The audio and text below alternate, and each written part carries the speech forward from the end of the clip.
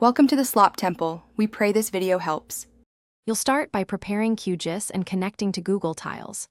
Open Qgis, confirm you're running 3x, and set the project CRS to EPSC 3857 because Google uses WebMercator. Next, add a new XYZ Tiles connection and paste the Google-style URL template. This lets Qgis fetch map tiles as a base map. Once done, test the connection by adding the layer. You should see map tiles load. This early step ensures alignment and avoids projection mismatches later on.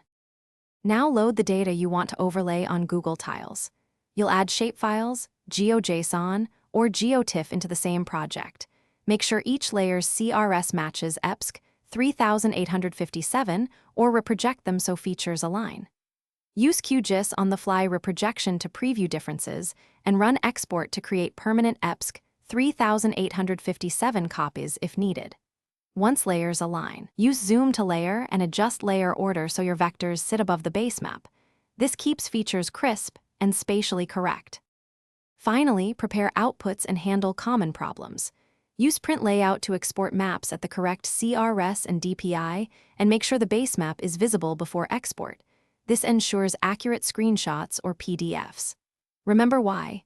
Projection alignment prevents offsets and preserves measurement integrity.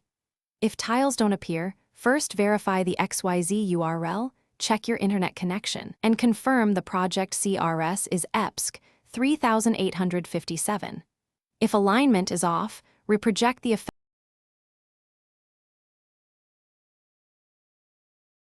Thanks for watching. Consider subscribing if we helped you.